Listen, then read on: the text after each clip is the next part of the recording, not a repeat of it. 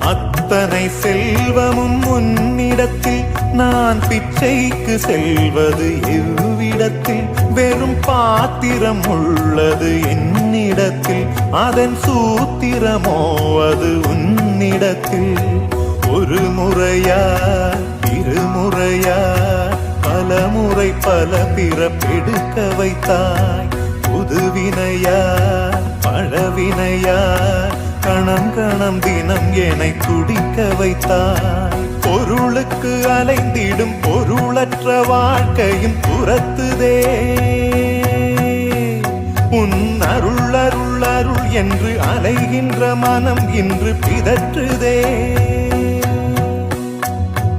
அருள் விழியால் நோக்குவாய்